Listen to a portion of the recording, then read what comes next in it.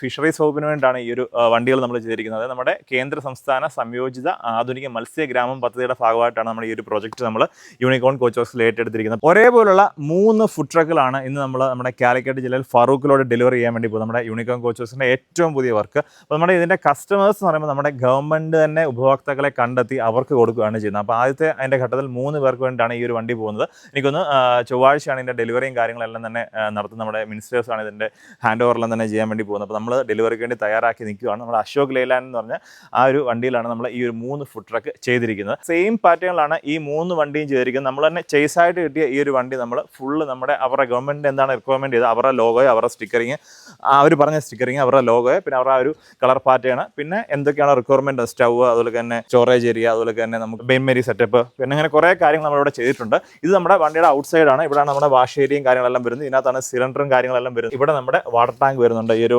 വണ്ടിയുടെ. പിന്നെ നമ്മൾ ബാക്ക് സൈഡ് വഴിയാണ് നമ്മൾ കയറുന്നത്. ഫൈബർ പ്ലസ് SS ആണ്, ഫുഡ് ഗ്രേഡ് SS ഒഴിച്ചിട്ടാണ് ഇത് ചെയ്തിരിക്കുന്നത്. കാരണം ഫൈബർ ചെയ്യാനുള്ള കാര്യം എന്ന് പറയുമ്പോൾ ഇത് കോസ്റ്റൽ ഏരിയയിലോട്ടാണ് പോകുന്നത്. അപ്പോൾ അവിടെ ഉപ്പിൻ്റെ പ്രശ്നമൊക്കെ ഉണ്ട്, തുരുമ്പ് അങ്ങനെയുള്ള കാര്യങ്ങൾ ഉണ്ടായിരിക്കാൻ വേണ്ടിയിട്ടാണ് നമ്മൾ ഈ ഒരു ഫൈബർ ചെയ്തിരിക്കുന്നത്.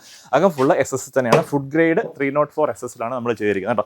ഇതാണ് അകത്തോട്ടുള്ള വഴി. അകത്ത് നമ്മൾ കണ്ടല്ലോ UPS, അതുപോലെ തന്നെ വാട്ടർ പ്യൂരിഫയർ സെറ്റപ്പ്, അതുപോലെ തന്നെ വാഷ് ഏരിയ, സിങ്ക്, അതുപോലെ തന്നെ ബേണർ 2 ബെയിൻമേരി സെറ്റപ്പ്, ഇത്രയും കാര്യങ്ങൾ നമ്മൾ ചെയ്തിട്ടുണ്ട്. പിന്നെ ഇതിനകത്ത് തന്നെ നമുക്ക് ഇത്രയും എക്സ്റ്റൻഷൻ, ഇതെല്ലാം തന്നെ നമുക്ക് മടക്കി വെക്കാം കേട്ടോ. ഇത് ഇതുപോലെ കിടക്കും. വണ്ടി നമ്മൾ ഓൺ റോഡിൽ പോകുമ്പോൾ ഇതുപോലെ കിടക്കുന്നത്. ഫുൾ ഓപ്പൺ ചെയ്യുമ്പോൾ ഇങ്ങനെ ഇരിക്കേണ്ടത്. ഇത് നമ്മളെ ഫുഡ് ട്രക്കും ഉണ്ട്. അവർക്ക് തന്നെ ഫുഡിൻ്റെ ഫ്രഷ് ഫിഷ് കൊടുക്കുന്ന ഒരു സെറ്റപ്പിലൂടെയാണ് ഇത് ചെയ്തിരിക്കുന്നത്. അപ്പോൾ ഇതുപോലുള്ള പുതിയ പ്രോജക്റ്റുകൾ വരുന്നുണ്ട്. അപ്പോൾ ഈ ഒരു പ്രോജക്റ്റ് എടുത്ത് കാണിക്കാൻ കാരണം എന്ന് പറയുമ്പോൾ പല ആൾക്കാരും ഫുഡ് ട്രക്കിൻ്റെ വീഡിയോ ഇടുമ്പോൾ പല ആൾക്കാരും പിന്നെ കമൻറ്റ് ഇടുന്നുണ്ട് MVD പിടിക്കും, അത് നാളെ ഓടത്തില്ല എന്നുള്ള കാര്യം. അപ്പോൾ നമ്മുടെ ഗവൺമെൻറ് തന്നെ, അത് കേന്ദ്ര സർക്കാരായാലും നമ്മുടെ സംസ്ഥാന സർക്കാരായാലും ഭയങ്കരമായിട്ട് സപ്പോർട്ട് ചെയ്യുന്നുണ്ട് ഫുഡ് ട്രക്കിന്.